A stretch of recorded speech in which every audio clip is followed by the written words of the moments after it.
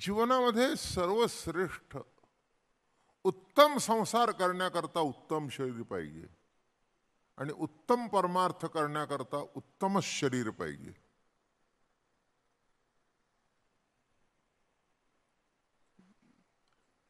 पद्मासन घातल्यानंतर योग लागतो आणि कुंडलिनी जागतो, पण गुडगा वाळायला पाहिजे ना, नाही का?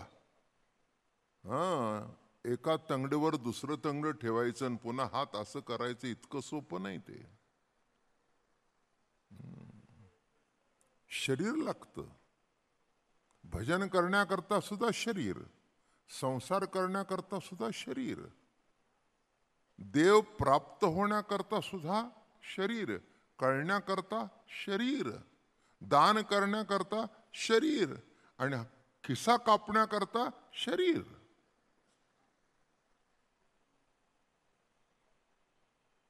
बरं का? आणि सर्वांची शरीर सारखीच आहेत. एकही शरीर साधूचा असू दे, संताचा असू दे, नाही तर चोराचा असू दे, जे जे काही गुणधर्म आहेत, जे जे काही विकार आहेत ते प्रत्येकात तसेच आहेत. फक्त त्याचा उपयोग कसा केला जातो याच्यावरून एक चोर ठरतो आणि एकावरून एक संत ठरतो.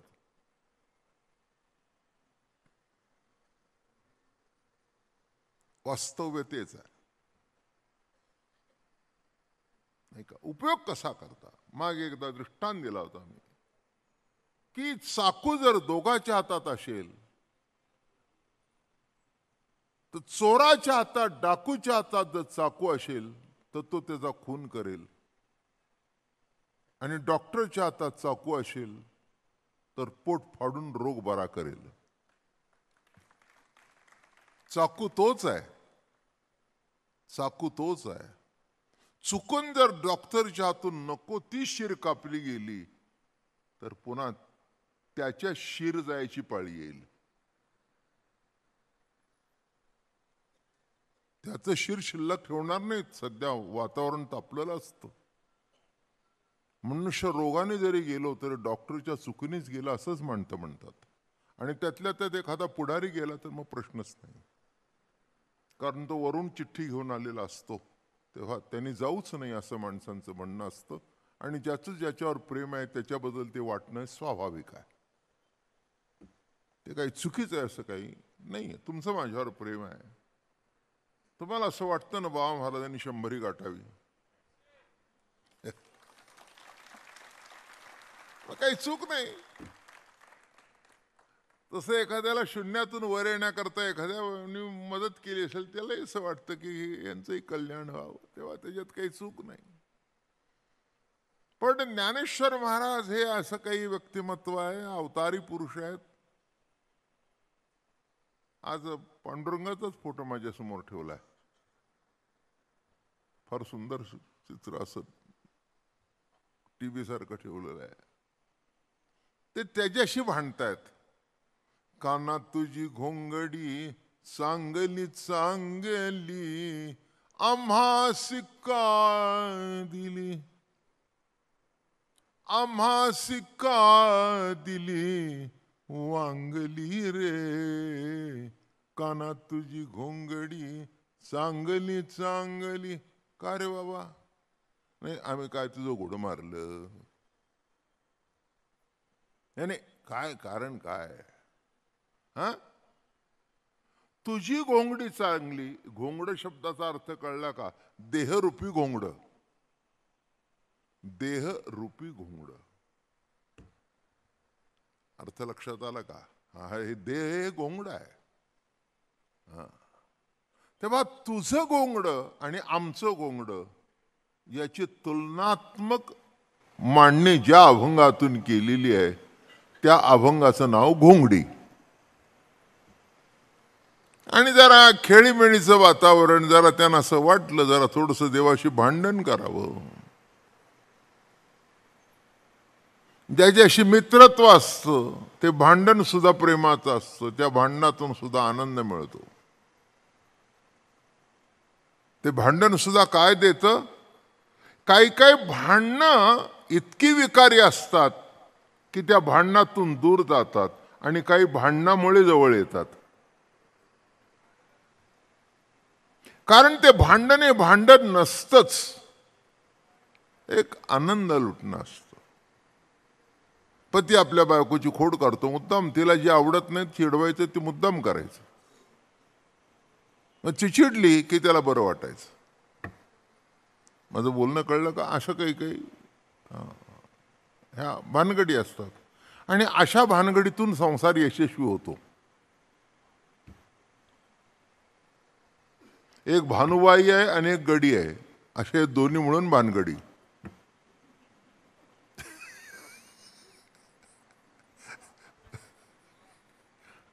नाही म्हणजे दोन्ही मिळून ह्या भानगडी आहेत. तेव्हा हे दोन्ही जर हे चालणारच. तसे इथे महाराज मोठ्या कौतुकाने म्हणतायत, कान्हा तुझी घोंगडी चांगली चांगली, आम्हासी का दिली वांगली रे. असं का रे बाबा केलंस? कधी डोकं दुखतं तर कधी पोट दुखतं तर कधी खाल्लं तर जुलाब होतं आणि कधी खाऊन सुद्धा होत नाही डॉक्टरची औषधं. नाही का? अहो परगेटी घेऊन सुद्धा होत नाही 2-2 3 दिवस. तासभर आतमध्ये बसला तर काही नाही, आणि नळ सुटला की 4 वेळा पळतय 10 वेळा पळतय. काय भानगड आहे? हे काय देवा, हे काय कसले गोंगडण, काय भानगड केली आहेस? काल भाकरी पचली ना आज पचली नाही, आज भात सुद्धा पचत नाही. अरे काय तुझं काय गोंगड सुंदर, आणि आम्हाला काय दिलं? आणि म्हणून असं तुलना करून आज ज्ञानोबाराया जाता जाता आपण त्याच्याशी भांडून जाऊ. प्रवचनाचा परिपूर्णता करताना शेवट करायचा नसतो, परिपूर्णता करायची असते बरं का. आणि तुम्हाला सांगितलं अजून 3 दिवस 3 कीर्तन माऊलीच्या अभंगावरच आहे, तेव्हा तसा शेवट नाही आहे. गंमत काय आहे की काय धक्का मारतायत, तुझं शरीर चांगलं ना आमचं का नाही? माझं बोलणं कळलं का? जसं एका घरामध्ये एक गोरा असला एक काळा असला, 2 एका आई वडिलाचेच. मग ते विचारतं, हे हा गोरा का मी काळ का? म्हणजे कोणी उचललं, आईच्या बाला तरी उत्तर देता येईल का? त्याच्या बाला तरी का काय उत्तर नाही? माझं म्हणणं कळलं का? का हे अजिबात उत्तर नाही. आमच्या घरातलं उदाहरण सांगतो. दादा महाराज आणि त्यांचे बंधू, एकदम दादा महाराज म्हणजे प्युअर युरोपियन, आणि त्याच्या उलट त्यांचा रंग होता बंधूंचा. म्हणजे आता का असं का याचं उत्तर नाही, असं का याचं उत्तर नाही. तसं का आमच्या पोटात दुखतं, का आमचं पोट बरं नाही, आणि असं शरीर आम्हाला का दिलंस की आम्हाला प्रवचनाला जायची इच्छा असताना जाता येत नाही? का गुडघा दुखतो? नाही का? प्रत्येक क्षणाला त्रास देणारं असं का दिलंस? ते म्हणले, ज्ञानोबा काय झालं एवढं तुम्हाला चिडायला? ऐक म्हणले, तुझं कसं ना आमचं कसं. ऐक, तुला ऐकायचंय ना? मग इथून सुरुवात. स्वगत सच्चिदानंदे मिळोनी शुद्ध सत्व गुण विणली रे. स्वगत सच्चिदानंद, तुझ्या घोंगड्याला कसले धागे आहेत? सच्चिदानंदाचे धागे आहेत. जे सद आहे ते चिद आहे, जे चिद आहे तेच आनंद आहे. असं सच्चिदानंदाचे धागे तुझ्या घोंगडीला. स्वगत म्हणजे ओरिजिनल आहेत. जसं आपण म्हणतो ना, हा गुण त्याला अवगत आहे, तसं हे स्वगत आहे, तुझ्या ठिकाणीच आहे. कसं आहे ते बघ. स्वगत सच्चिदानंदे मिळवणी. सच्चिदानंद रूपाने विणलेली एक सद स्वरूप आहे, एक चिद स्वरूप आहे आणि एक आनंद स्वरूप आहे. हे शब्द जरी 3 असले तरी विणल्यानंतर एका घोंगड्यामध्ये ते एक घोंगडेच झाले. सदाचाही धागा आहे, चिदाचाही धागा आहे, आनंदाचाही धागा आहे. आणि हे सगळे चांगले आहेत. सद म्हणजे सत्ता, चिद म्हणजे प्रकाश, आनंद म्हणजे आनंद. म्हणून स्वगत सच्चिदानंदे मिळोनी. आणि पुढे सांगतायत शुद्ध सत्वगुण विणली रे. बर का, हे बघा, नुसता सत्वगुण सांगत नाही तर शुद्ध सत्वगुण. काय सांगतो? शुद्ध सत्वगुण. आता समजण्याकरता दृष्टांत काय देऊ तुम्हाला? हा जो भाजीपाला आहे ना, त्याला युरिया वगैरे घातला नाही, शुद्ध. माझं बोलणं कळलं का? हा, तुमच्या पोटामध्ये ती नको ती भाजी खात असताना त्याची जर केमिकल मारले असतील जंतू मारण्याकरता, तर तुमच्या पोटातले सुद्धा जंतू मरून जातात ना. एक लक्षात घ्या, काही काही वेळेला जंतू आवश्यक आहेत. बॅक्टेरिया जो म्हणतात ना, ते पोटामध्ये जंतू आहेत. ते बॅक्टेरिया काय करतात? नको ते खाऊन टाकतात, पाहिजे ते शिल्लक ठेवतात. तो बॅक्टेरिया लागतोच. आणि औषध नको ती अँटीबायोटिक दिल्यानंतर तो बॅक्टेरिया तयार होतो, तोही संपवून टाकतो, म्हणून पचत नाही. मग म्हणून अँटीबायोटिक जास्ती दिल्यानंतर जो त्रास होतो पोटाचा, त्याच्या कारण ते आहे, बॅक्टेरिया संपतो. तसं नको ते जंतू नको आणि पाहिजे ते. मग ते पोषक आहेत, शरीराला काय आहेत. तसं इथे काय घडलं? स्वगत सच्चिदानंद शुद्ध सत्वगुण. माझं बोलणं कळलं का? हे बघा, इथे काय कोणी तमोगुणी म्हणजे एकदम इतका तापट माणूस की एखादा शब्द ऐकला की अंगावर धावून जातो. एखादा शब्द कमी जास्ती झाला की अंगावर धावून गेलात म्हणून समजावं. तामसी वृत्ती. बरं का, हे काही चुकीचं आहे अशातलं काही भाग नाही. ते ईश्वरी सत्तेतला रूपच आहे ते. आता हे काय सांगितलंय की तुझी कशी ना आमची कशी. तू शुद्ध सत्वगुण आणि आमचे बाकीचे सगळे गुण आमच्यात आले. बघा शब्द कसा वापरलाय. नुसतं सत्वगुण म्हटलं नाही, शुद्ध सत्वगुण. निरस दूध. आता काही काही गवळी पूर्वीच्या काळी निरस दूध आणून द्यायचे.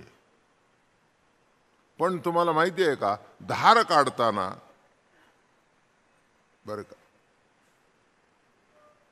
जी चौरी असायची ना, काय म्हणतात त्याला, बरोबर आहे ना, हां, त्याच्यामध्ये पूर्वीच दूध पाणी घालून ठेवायचे.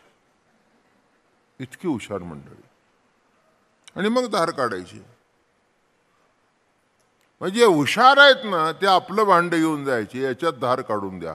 अशी धार अजून कोल्हापूरला तुम्हाला त्या चौकात मिळते. मी दरवर्षी जातो, त्यामुळे संध्याकाळला त्या अशा म्हशी उभ्या राहिलेल्या असतात. समोर पिळून दूध घ्या, क्या बात आहे. आणि मग ते दूध मात्र निरस, काहीही मिक्सचर नाही, शुद्ध सत्व.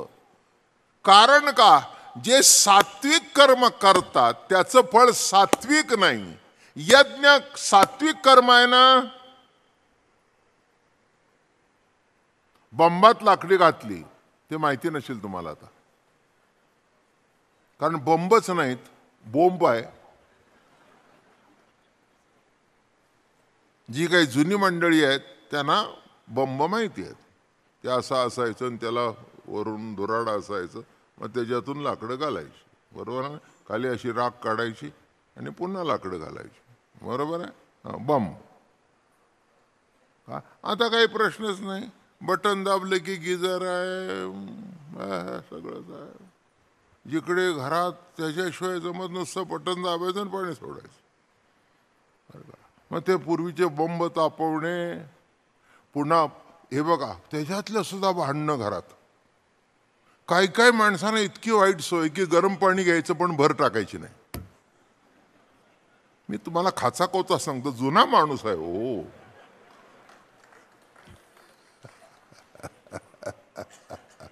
म्हणजे त्याच्यातल्या खाचा भांडणं कुठे व्हायची. पाणी घेतलंच भर कोणणार, तुझं बाप टाकणार का. दुसरा भाऊ म्हणतो तू काळजी करू नकोस, आयुष्यभर तुलाही भर बाचाच बा टाकतोय. अरे नका भांडू, मी आहे ना भर टाकायला. कळलं का. हा, हे असं याला म्हणतात काय, बम. आता संपला, काळाच्या ओघात तो दिसत नाही. काय आमच्या घरामध्ये अजून कमीत कमी एवढा मोठा असा, उत्सवाला आली की तो बम तापवला की 30-40 माणसं आंघोळ करायची. पण तो मोडला नाही, ठेवलाय. असू द्या, पुढच्या पिढीला बंब तरी कळेल. नाही तर सध्या बंब शब्दाचा अर्थ कुठे आग लागली रे, आगीचा बंब आला. तेव्हा आहे तो जतन करून ठेवलाय मुद्दाम. काय की पुढच्या पिढीला कळाव बंब काय, कशा करता बंब असतो, पाणी तापवणं काय. तसं सात्विक, आता तिथे जाळ घालणं हा भाग निराळा आणि यज्ञात घालणं हा भाग निराळा. अजून सांगू का, यज्ञातल्या अग्नीमध्ये भर घालणं किंवा आहुती घालणं हे सुद्धा भाग काहीतरी इच्छा आहे. पण जेव्हा पंचारतीमधली ज्योत ओवाळली जाते, पंचारती शब्दाचा अर्थ कळला का. पंचारती म्हणजे प्रत्येक पानाचं एक एक प्रतीक आहे. प्राण, पंच प्राण ओवाळीन तुझं.